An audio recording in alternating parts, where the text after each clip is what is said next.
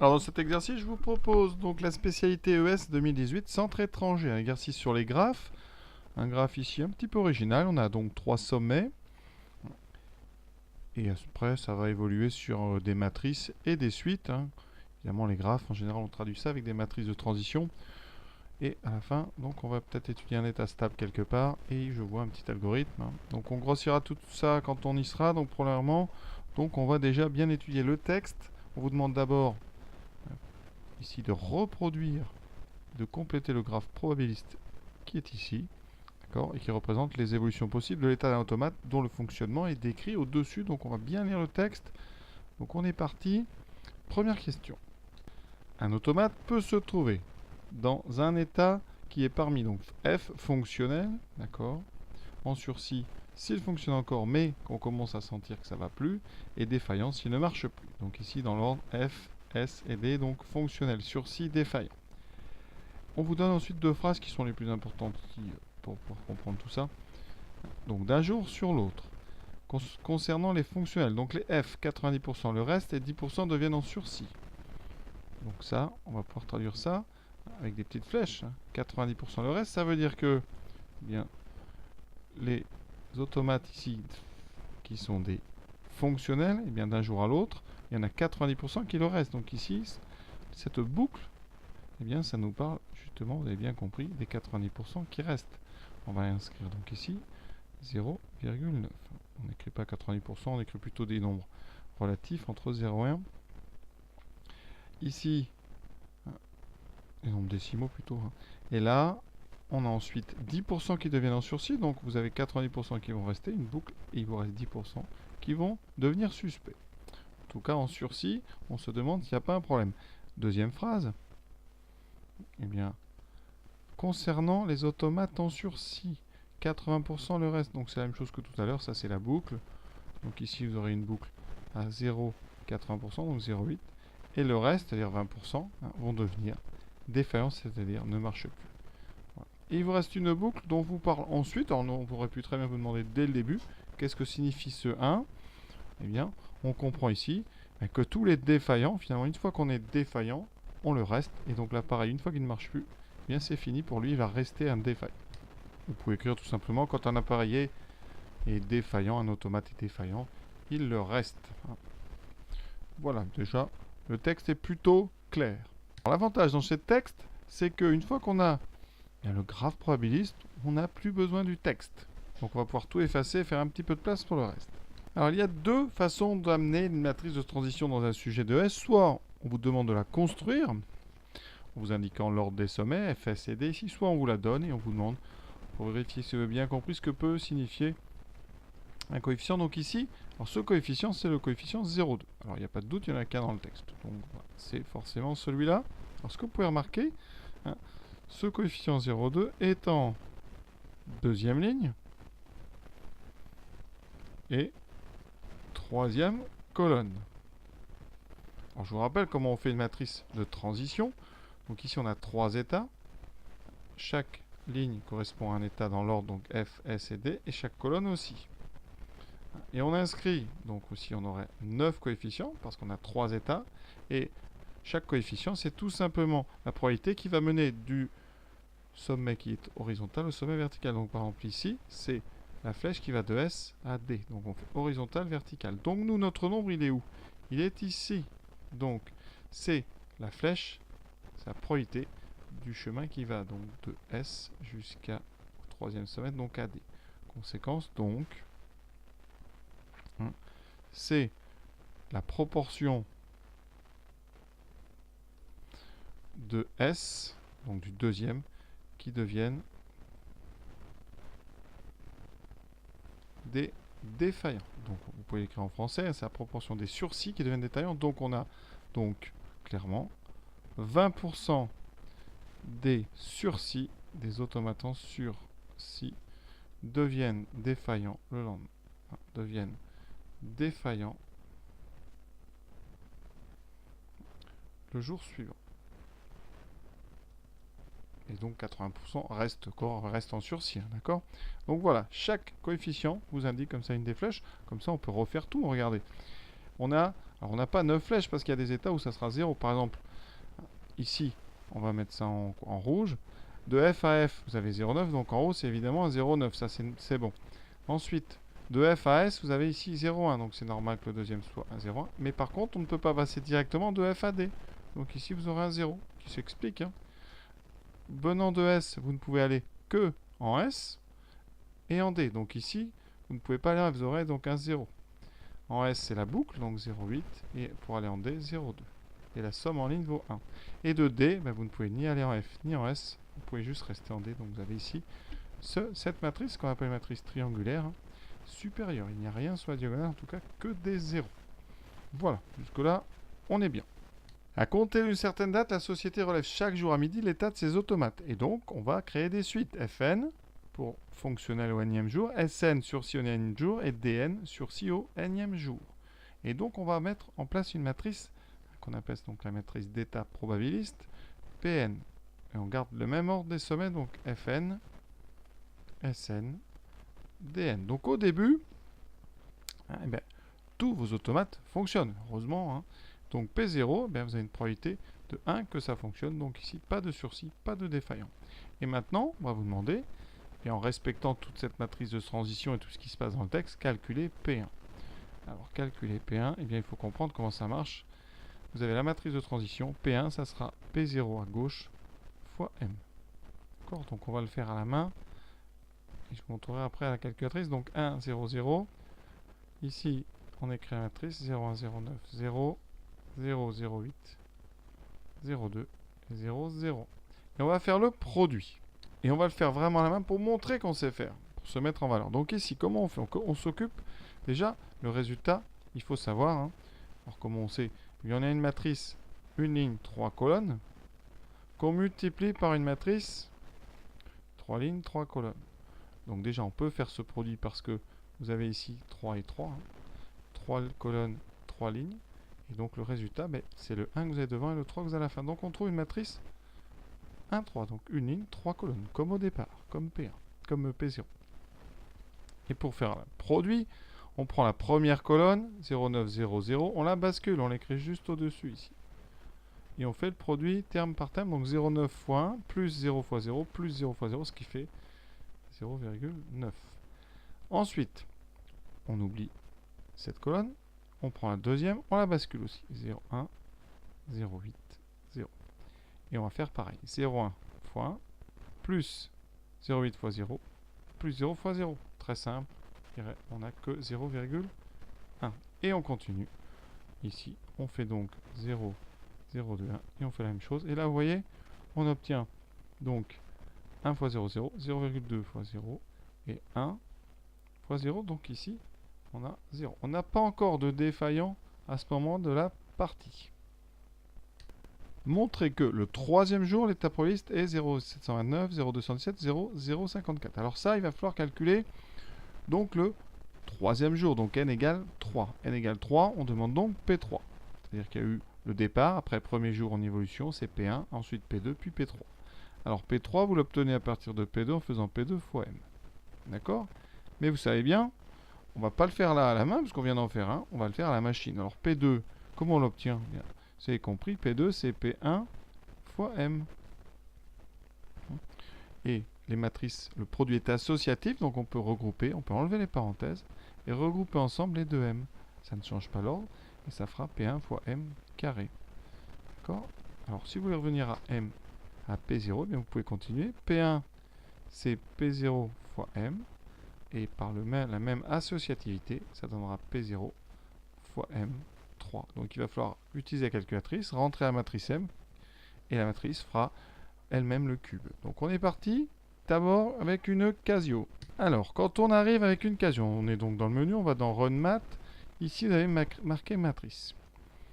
Donc là il va falloir, on a une matrice qui est dedans. Si vous voulez l'effacer, j'ai laissé exprès, vous allez dans Del, et on efface toutes les matrices en F1. Comme ça, à chaque fois, votre calculatrice est vide sur les matrices. Maintenant, on va rentrer dans A, la matrice P0. Donc, j'ai besoin d'une matrice ligne 1, colonne 3. Et je rentre, vous voyez, on valide, on rentre 1, 0, 0. Voilà. C'est fait. Vous pouvez mettre les zéros si vous voulez, mais ils y sont déjà, ça n'a pas d'intérêt. Maintenant, on sort de là. Et on va rentrer la matrice M, qui est au-dessus. Voilà. C'est une matrice 3, 3. Et vous rentrez les coefficients. Donc 0,9, voilà, 0,1, 0, 0, 0,8, 0,2. Vous vérifiez bien que vous ne vous tromperez pas en rentrant. Et voilà, vous n'avez plus qu'à sortir de là. Donc les deux matrices P0M sont rentrées. On sort et on va après. Alors là, c'est pas forcément très bien. Je ne sais pas pourquoi ils ont fait ça, mais on va dans Options. Et vous avez ici un menu matrice qui vous permet d'appeler matrice. Vous mettez le nom. Donc il me faut la matrice P. Donc matrice A fois la matrice donc de B, c'est-à-dire M, qu'on va mettre au cube. Donc vous mettez puissance 3. Et la matrice va s'afficher et on a P3 devant nous. On trouve, vous voyez bien, 0,729, 0,217, 0,054. Si vous avez un petit peu peur qu'on ne vous croit pas, vous pouvez, si vous voulez, faire d'abord rentrer P2. Vous dites à la calculatrice, comme P2 n'est pas écrit, donc vous écrivez P2 ici, je vais le faire. Donc 0,80, 0,17, 0,02. Voilà, comme ça on voit bien que vous avez bien rajouté P2, donc vous savez faire, et pas juste recopier le texte. Donc voilà pour cette question de A. C'est vrai qu'on ne sait pas toujours, enfin ça c'est de B, pardon. On ne sait pas toujours s'il faut faire à la main, s'il faut faire à la main. Bon, quand vous avez fait une multiplication, on sait que vous savez la faire. Vous pouvez faire le reste après à la machine. Mais essayez quand même d'en faire une à la main correctement pour bien montrer vraiment que vous avez du savoir-faire. Vérifions maintenant que ce graphe possède un unique état stable, P, qui est 0, 0, 1. Alors, ça veut dire qu'on va devoir indiquer la définition à état stable. Donc, état stable, ça veut dire qu'on résout donc P égale P fois M, d'accord, avec la matrice P qu'on ne connaît pas, qui est donc X, Y et Z. Donc, je vais d'abord faire ce produit, et on n'oubliera pas aussi, qu'étant une matrice d'état, X plus Y plus Z est égal à 1, d'accord, ça c'est important. Donc on a à la fois P égale P fois M, et la somme des trois coefficients qui vaut 1, comme dans tous les états probabilistes. Ça c'est très très important. Donc je vais d'abord calculer tranquillement P égale P fois PM, enfin traduire. Ça veut dire qu'ici, j'ai besoin de faire P fois M. Donc X, Y, Z, fois la matrice 0, 9, 0, 1, 0. Et tout ce qui suit. Donc on fait comme tout à l'heure, on bascule les colonnes. Donc je vais trouver le produit. Donc on bascule 0, 9, 0, 0. Vous voyez qu'on obtient, comme tout à l'heure, une matrice ligne. Et on obtient 0, 9, X. Et c'est tout. Ensuite, on bascule la deuxième colonne. Voilà. 0, 1, 0, 8, 0. Vous voyez qu'on obtient 0, 1, X plus 0, 8, Y. Il n'y a pas de Z. Et on bascule la dernière. J'obtiens 0, 2, Y plus Z. D'accord? Et ça doit faire la matrice P, X, Y, Z. Donc le système que j'obtiens. Alors on n'oublie pas que X plus Y plus Z doit valoir 1. Et ensuite on écrit, on identifie chaque coefficient. Comprenez bien, ça doit être égal à ça. Donc ça veut dire que 0,9 X égale X. Ensuite les deuxièmes, 0,1X plus 0,8Y doit faire Y. Et maintenant les Z, 0,2Y plus Z est égal à Z. Alors, c'est pas évident. Déjà, le premier, donc, qu'est-ce qu'on a? 0,9x égale x. Si on met tout du même côté, ça fait moins 0,1x égale 0. Et vous voyez, forcément, ça donnera x égale 0. Donc, je vais effacer pour gagner un petit peu de temps de rédaction. Donc, ça fait x égale 0. Comme x égale 0, il me restera. Je fais un premier bilan. 0,8y égale y. 0,2y plus z égale z. Donc les z, vous voyez, disparaissent. Donc 0,2y égale 0. Et ensuite, x plus y plus z égale 1. C'est vraiment un système qui est original, donc on va doucement. X égale 0. Pour y, on obtient y égale 0. Troisième ligne. Donc pareil pour celle-là. Et la dernière, c'est elle qui va me permettre de trouver z. Donc combien vaut z? Eh bien, il vaut 1. Parce que x et y valent 0. Il me reste que 1. Donc, eh bien, le seul état stable, donc état stable, on n'a pas le choix, c'est donc 0, 0, 1. Et il est unique. D'accord? On n'en a trouvé qu'un. Donc voilà. Est-ce qu'on a bien répondu à la première partie? Oui. Maintenant, quelle est la signification de ce résultat? Eh bien, on sait qu'un état stable, ça va être la limite de notre matrice d'état quand le temps va passer, donc quand les jours passent. Donc ici, Ça veut dire que au bout d'un certain temps, qui peut être long, hein, eh bien, on va tendre vers 100% d'automates défaillants. Donc, au bout d'un certain temps, hein, vu que le nombre d'automates est fini, eh bien, au bout d'un certain temps, vous êtes sûr que tous les automates seront en panne. Et donc, vous écrirez ça, hein, vraiment, au bout d'un certain temps, tous les automates vont finir par être en panne. Hélas pour la société. Et donc, maintenant, on peut passer à la suite. Justifions maintenant que pour tout entier naturel n, Sn plus 1 égale 0,1 Fn plus 0,8 Sn. Alors, d'où est-ce qu'on a ça? Mais on va être obligé de refaire des multiplications. Donc, on sait que Pn plus 1, c'est Pn fois m. Ça, c'est le principe des matrices de transition. En multipliant à droite par une matrice de transition, on obtient l'état du jour d'après. Donc ici, ben, on va regarder. On traduit ça. À gauche, c'est Sn plus 1. Donc les états, pardon, le premier vecteur, enfin, la première composante, c'est f. Donc c'est Fn plus 1, Sn plus 1, Dn plus 1. Ça va être égal à donc Fn, Sn, Dn. Donc ça, c'est Pn fois notre matrice. Donc on va refaire une petite multiplication. D'accord. Alors on sait, eh bien, que quand on fait ce produit, hein, on va avoir donc des n partout. Ici, eh bien, le produit, moi, ce qui m'intéresse, c'est juste Sn plus 1. Donc, je ne vais pas m'intéresser ni au premier ni au troisième. Juste faire celui du milieu. Donc, je prends la matrice de la colonne du milieu. Je fais 0,1, 0,8, 0. Je fais cette multiplication. Donc, ici, j'aurai 0,1 Fn plus 0,8 Sn. Alors, si vous êtes intéressé par les autres coefficients, le premier, c'est tout simple, il n'y a que 0,9 Fn. Par contre, le dernier, on aura quoi? 0,2 Sn plus Dn. Mais moi, ce qui m'intéresse vraiment ici, vous l'avez bien compris, c'est ce terme-là, qui vaut bien celui-là par identification. D'accord? Et donc, pour tout n, on a bien Sn plus 1 qui vaut 0,1 Fn plus 0,8 Sn. D'ailleurs, dans la question d'après, on commence par vous dire qu'on vérifierait les mêmes relations. Dn plus 1 égale 0,2 Sn plus n, c'est ce qu'on avait trouvé. Et Fn plus 1 égale 0,9 Fn. Vous voyez, on avait raison de faire tout le produit finalement. Et maintenant, on doit compléter un petit algorithme, hein, de sorte qu'il affiche le nombre de jours au bout duquel 30% des automates ne fonctionnent plus. Donc, 30% ne fonctionnent plus, donc il faut alors, hein, que eh bien, le pourcentage d'automates il est donné par D. Hein, donc, vous voulez avoir, eh bien, donc Dn qui doit être, alors normalement 30%, donc on va dire Dn doit être supérieur ou égal à donc 0,3. D'accord? Et on aura au moins 30% qui ne fonctionne plus. Parce qu'on n'est pas sûr qu'à un moment on arrive vraiment exactement à 30%. Donc, qu'est-ce qu'on doit faire dans notre algorithme? C'est calculer les termes de la suite Dn. Alors Dn, vous voyez, eh bien il dépend de Sn, et Sn dépend de Fn, donc il faut faire les trois calculs en même temps. Donc on va avoir à calculer les termes des trois suites. Et vous voyez, c'est ce qui se passe dans cette partie ici. La première, c'est Dn plus 1 égale 0,2 Sn plus Dn. C'est ce qu'on a voilà, ici. L'autre, c'est ce qu'on a démontré nous tout à l'heure. Et Fn égale 0,9. Là, c'est Fn plus 1 égale 0,9 Fn. C'est celle-là. On a bien donc tout ce qu'il faut. Alors, si vous avez bien compris, donc au départ, on donne les valeurs de départ. 0. Alors la matrice d'état, c'était 0,01. Donc ici, 0,01.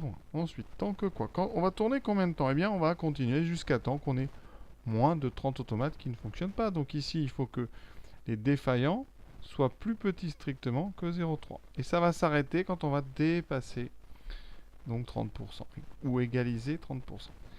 N, à chaque fois, eh bien c'est notre compteur, on doit lui ajouter 1 pour montrer qu'on a un jour de plus à chaque fois qu'on fait tourner cette boucle.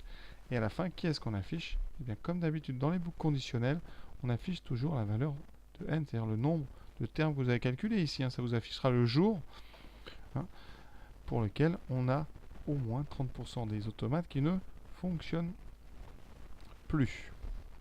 Maintenant, on vous demande au bout de combien de temps la proportion d'automates défaillants devient-elle supérieure à 30%? Donc c'est l'algorithme, hein, il faudrait le faire tourner. Alors comment faire? Là, on n'a pas le choix, c'est à la machine. Pourquoi? Parce qu'il faut calculer D, S et F. Donc je vais prendre ma calculatrice. Ici, on va commencer par Casio. Là, vous n'avez pas le choix, on va vraiment aller dans le menu donc récurrence. Et je vais vous montrer une récurrence ici avec trois suites. Hein. Donc la première sera F, la deuxième S et la troisième D. Il ne faudra pas se mélanger. Donc première chose, on définit D, donc c'est la troisième. donc Cn plus 1, ça sera donc 0,2 fois, on va appeler S. Alors S, c'est la deuxième, donc c'est Bn. Plus la troisième B, donc plus Cn. Voilà, ça c'est la définition de... Donc c'est Dn plus 1 dans le texte. On valide. Ensuite, S, c'est la deuxième, donc ça sera 0,1 fois Fn. Fn, c'est donc la première. Voilà. Plus 0,8 fois S, donc fois la deuxième. Et maintenant, donc on valide et on inscrit la troisième. 0,9 donc fois AN. Voilà. On doit maintenant rentrer coordonnées de départ. Donc on ira jusqu'à 50. A0 vaut 0. B0 vaut 0. Hop, bougez pas, j'ai appuyé deux fois. Et C0 vaut... Pardon, c'est qui? C'est 1, 0, 0. Donc c'est A0 qui vaut 1. Et on a donc B0 et C0 qui valent 0. Voilà. Et vous n'avez plus qu'à aller sur tableau. Et on regarde. Alors nous, on veut quoi? On veut la troisième suite. Donc dn plus petit que... Enfin, plus grand que 30%. Donc je vais dans la colonne. La troisième, et je descends jusqu'à temps que je dépasse 30, et on est là, vous voyez, à 0, 30, 68, c'est 8, d'accord? Donc ici, c'est au bout de 8 jours. Voilà, et ce que je vous conseille de mettre, si vous avez fait ça, vous dites, hein, au bout, donc, pour n égale 8, hein, donc P8 vaut, alors à peu près, hein, 0,43, 0,4, 0,26, 26, et 0,30, 68, comme ça on voit que vous l'avez fait, donc c'est au bout de 8 jours qu'on a 30% ou plus de défaillants. Donc c'est un exercice qui n'est pas si fréquent que ça, parce que quand même on fait tourner un système à 3 états, et donc on utilise, vous voyez, des suites qui sont dépendantes les unes des autres, imbriquées les unes dans les autres, mais on en a 3. Alors c'est beaucoup plus difficile à faire, à écrire ça, on va dire, sur les Texas, c'est un petit peu plus long. Alors, sur le vieux modèle de Texas, je vais commencer par lui parce que c'est le plus embêtant. Hein. On a déjà vu ça dans le sujet. Hein. Ici, si ça vous intéresse, vous ferez l'exercice 2, mais d'obligatoire de cette même année. Hein, là, c'est centre étranger. Hein, parce qu'on avait, j'ai expliqué en détail, hein, là je vais le refaire rapidement, mais comment on utilise ces suites-là. Donc là, vous allez dans séquence ici. Donc il y a fonction, paramètres, etc. Et vous mettez séquentiel. Certains ont peut-être marqué suite. Et vous allez dans Y égale. Tout est prêt. Par contre, ça commence en 1. Voilà. Le petit souci, ouais, c'est que vous avez UN en début, vous n'avez pas UN plus 1. Donc vous ne pouvez pas utiliser les récurrences classiques. Donc vous allez devoir tout rentrer, ça va être long. UN, j'ai dit, c'est la première suite, donc c'est 0,9 fois, donc UN plus 1 égale 0,9 fois UN, donc UN égale 0,9 fois UN moins 1. Donc vous allez devoir taper ça. Alors c'est un peu long parce qu'il faut mettre U, il faut mettre N moins 1, je vais mettre 10 minutes à faire ça. Mais bon, allez, on est parti. Première valeur, donc c'est 1. Ensuite, on fait Vn. Donc c'est S. 0,1 fois. Et vous êtes obligé de mettre Vn moins 1. C'est vraiment pratique. Je suis qu'à inventer ça. J'aurais mieux fait d'y réfléchir un peu. Et ensuite, plus 0,8 fois. Alors, pardon, j'ai mis Vn, mais c'est pas Vn, j'ai des bêtises. Hein, c'est donc 0,1 fois F, donc 0,1 fois U. Voilà. Et dessous, c'est 0,8 fois V. Voilà, si vous arrivez à faire ça avec la pression du bac et tout, bravo. En général, c'est quand même délicat tout ça. Ensuite, V au début vaut 0 et on définit Wn. Donc Wn, c'est la première ligne. En plus, ils sont sympas, ils l'ont mis dans le désordre.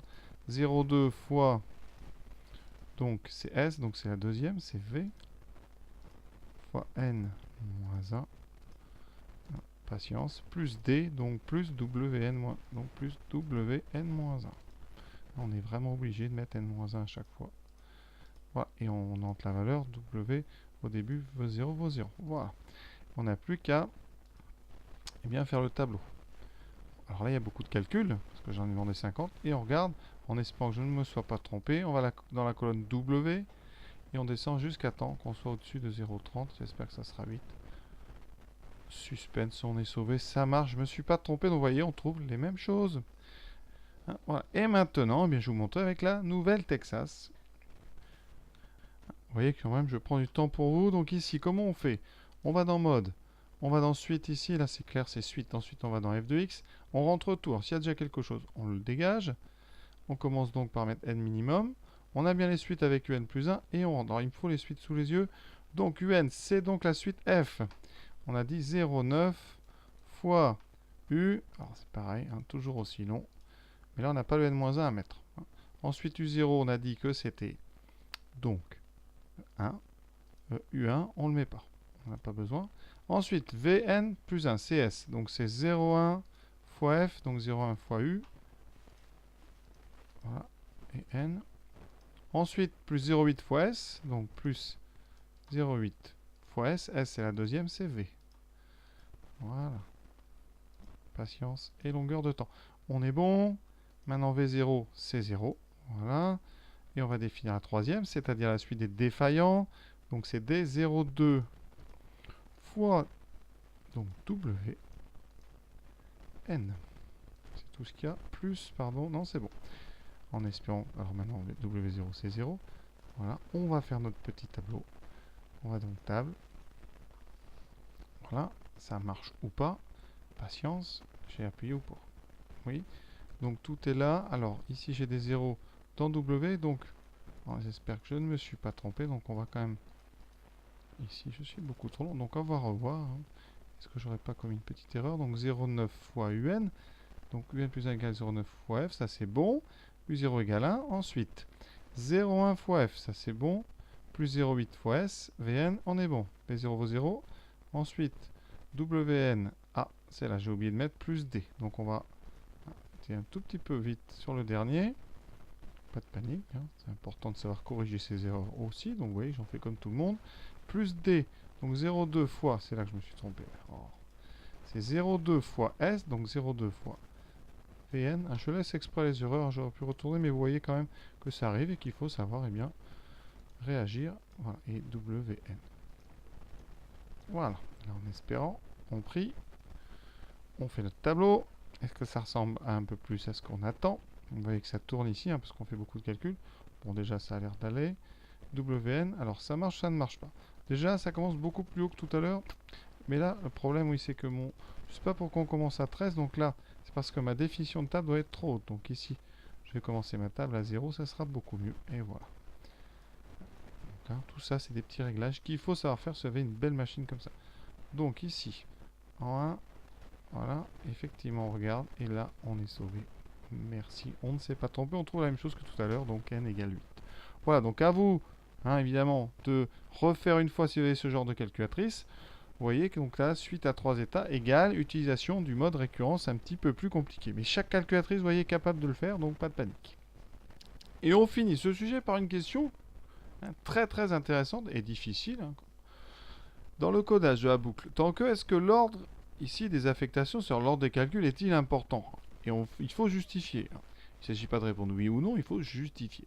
Alors déjà, eh bien pourquoi ce programme marche? Parce que déjà c'est bizarre.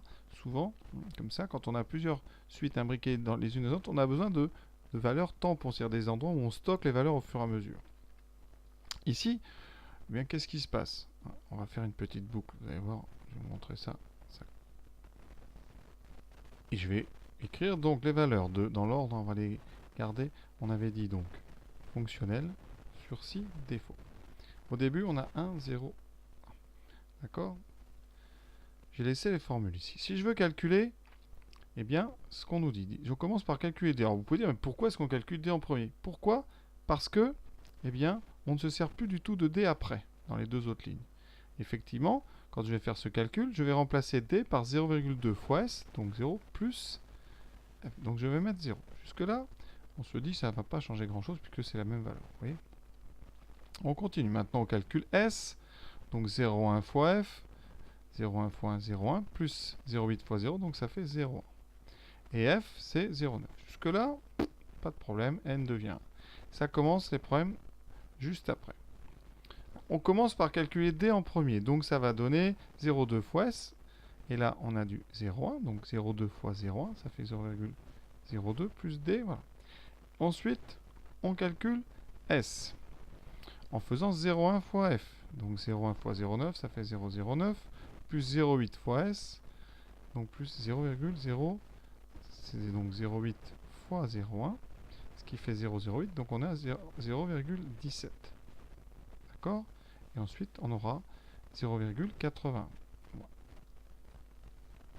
Et vous voyez que ça marche, il n'y a pas de souci. Parce qu'à chaque fois, hein, quand on calcule D, on peut très bien remplacer sa valeur par la valeur suivante. Pourquoi? On ne s'en sert pas dans les deux autres lignes. Et une fois qu'on a calculé S, vous voyez après, on ne se sert plus de S. Si on a interverti, et c'est là qu'il va se passer quelque chose. Si on calculait d'abord F par exemple en premier, eh bien vous changeriez la valeur de F alors que vous en avez encore besoin pour calculer par exemple S. C'est-à-dire qu'ici, en faisant la première affectation, F est changé alors que vous avez encore besoin de sa valeur d'avant pour calculer S. Donc, eh bien, on a un gros problème parce que justement, eh bien, on va faire les calculs avec des F qui ne seront pas les bons. Et c'est pareil si vous changez et que vous mettez par exemple la ligne D en deuxième ou en troisième. Il faut absolument, une fois que vous avez changé la valeur d'une des trois, qu'on n'ait plus besoin de cette valeur. Et c'est là que l'ordre est important et c'est pour ça que cet algorithme ici, il marche bien. Alors c'est une question qui est quand même d'un niveau vraiment quand même correct. Voilà, donc pour un sujet de S, c'est quand même ambitieux. Alors, ce qu'on peut proposer comme rédaction, parce que ça c'est très dur à rédiger, on peut dire quoi? Si on change l'ordre, par exemple, en mettant la ligne F donne 0, enfin 0,9F va dans F en premier, eh bien pour le calcul de S, qui est 0,1F plus 0,8S, ce calcul, eh bien ici, on a besoin de F à l'étape N. Le problème, c'est qu'on utiliserait, eh bien, ce que j'écris, celui de l'étape N plus 1, puisque vous avez déjà ici, ici à gauche, vous avez étape, ça c'est Fn plus 1, alors que ça, vous avez ici, étape N. Donc c'est là qu'on a un problème dans l'ordre. Il faut vraiment utiliser les choses dans l'ordre. C'est pour ça que ce programme, il est plus dur qu'on ne pense. Alors là, on a réussi à le faire. La plupart du temps, quand on a des suites comme ça qui s'imbriquent les unes dans les autres, on est obligé d'utiliser 3 valeurs tampons dans lesquelles on stocke temporairement les valeurs de l'étape N. On les utilise et après, comme ça, on les remet au endroit. Donc, question compliquée, ne passez peut-être pas trop de temps à ça. C'est vraiment une question qui est de l'algorithmique d'un bon niveau. Voilà. Donc, j'espère que j'ai été à peu près clair. La fin est peut-être difficile, j'avoue. Mais pas d'inquiétude. Ne passez pas de nuit blanche à vous dire que vous êtes nul. C'est une question qui est difficile. Voilà. À très bientôt.